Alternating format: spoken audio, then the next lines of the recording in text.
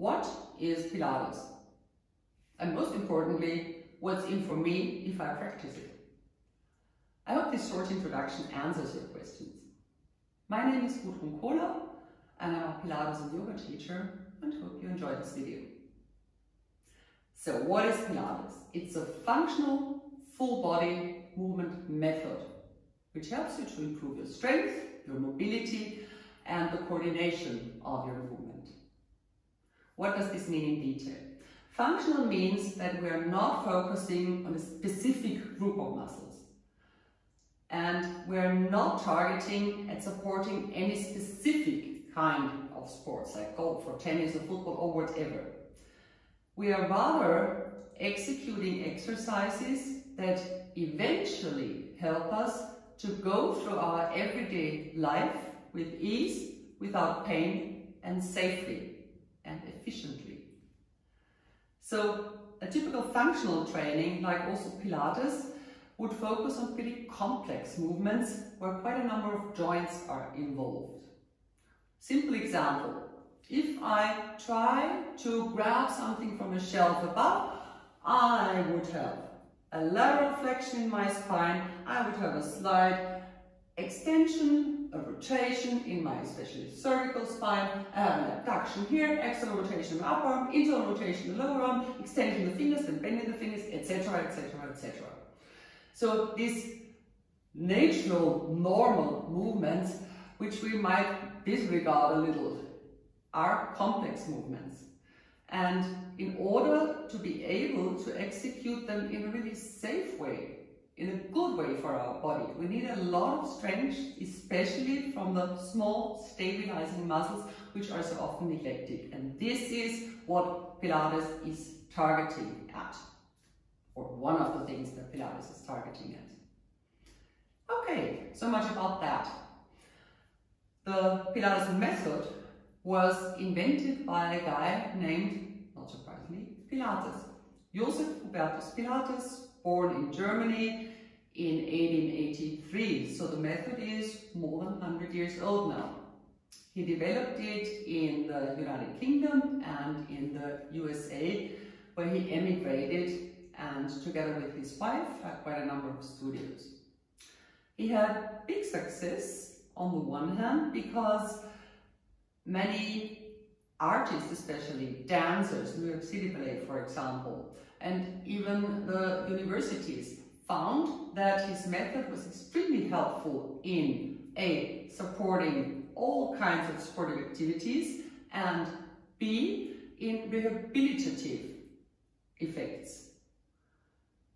But as Mr. Pilates seems to have been a pretty complex and maybe somewhat difficult personality, it was not possible for him to really get the big breakthrough worldwide, which maybe the method would have been deserved.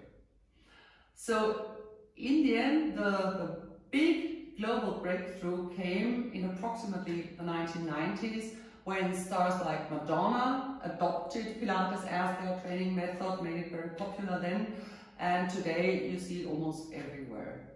Every dancer would have it in his fixed repertoire.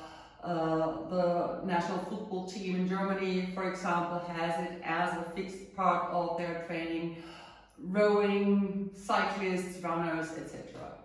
So nowadays it's a pretty much established method and well known also in Austria, as far as I know. The exercises which we will do are exercises on the mat. They are called mat work. But Pilates has also invented quite a number of apparatus where you can work out against springs, against spring resistance, which adds a really nice and challenging element. Here are some examples. You have a tower, for example, a reformer, or a chair. Many others available. This is just to give you an idea what they might look like. So, what are the principles of the Pilates method and what are the benefits resulting from them? The main principle is core stability, axial elongation. Axial elongation means you rise up. And core stability means we want to work on the deep core muscles. That means the intrinsic muscles that are necessary to stabilize our body and to give our spine the ability to move segmentally and to rise up, to erect again. This would primarily address the transversus abdominis, the deepest abdominal muscle, the multifidus, one of the muscles running along the spine, and the pelvic floor muscles. You will hear more about it in a separate video on anatomy. But that means when we are able to really have this core strength again, we are able to erect our spine, to let it find its natural C-curve, its S-curve again, and really realign our whole body based on this. The second extremely important principle is spine articulation. Spine articulation means that we try and relearn to move each and every segment of our spine isolatedly from the others. Sounds easy, sounds logical. We have 22 segments with vertebra, this in between, which we theoretically could move. Unfortunately, in the United States of America, the majority of the population move from just 4 of these segments, and I assume it will not be so different here in Europe. That means that you have punctually extreme stress on your spine and on the discs here in these areas, and other areas are completely stiff and not able to move again. So this is a second target of the Pilates exercises, to regain this movement, this segmental mobility and ability to move in all planes and directions of movement. The benefits are clear. The load is distributed equally on your whole spine, and you do not have this very punctual, extreme stress on your discs. You will feel better, you will move better. Next principle is quality, control, and fluidity of movement. That means we want to be able to decide how we want to guide a movement, and not, for example, just let the arm hang because the muscles are too weak. Quality of movement means that we usually do not execute the exercises all too often. It's usually 6 to 10 times only. But we really guide our movement through space. We do it fluidly. We do it without an impulse, without supporting us by this impulse energy. So we are really trying to steer, to muscularly steer, and of course also nervous system steer, and decide which movements we want to make. And repeat this so often that it just gets natural and thereby subconscious movement. Benefits are clear. If you can do this, you are able to move really effectively, efficiently, and of course pain-free. Principle number 4, breath. Pilates was very much focusing on breath. He said it's life energy, prana as they call it in yoga, and we're all breathing much too shallow. We should really fill our lungs and let the air out. Basically, we can say on the one hand, it's clear we need to breathe, otherwise we couldn't execute the exercises. And we need to find a way to breathe where we say we can maintain our core strength. This is why Pilates breath is usually guided into the lower rib cage. More on this in a separate video on breath, but just a glimpse here.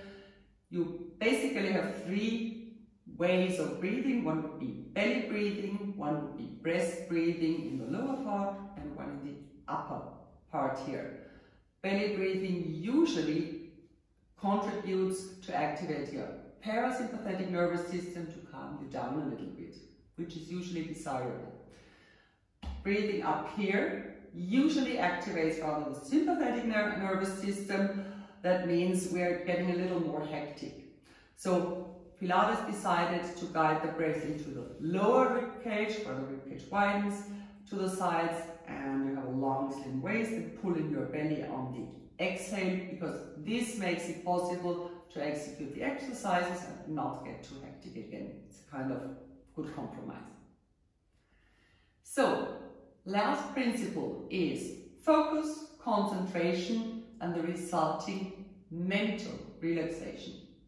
Pilates has always regarded his system as a not only full body, but body and mind exercise. So this kind of, if you focus on something and if you really concentrate on what you're doing, at the same time you have a certain mental relief. This is also part of the exercise, and I think everybody who likes doing sports, likes moving, or has a hobby that he's really indulging in will notice that this focus definitely does us some good.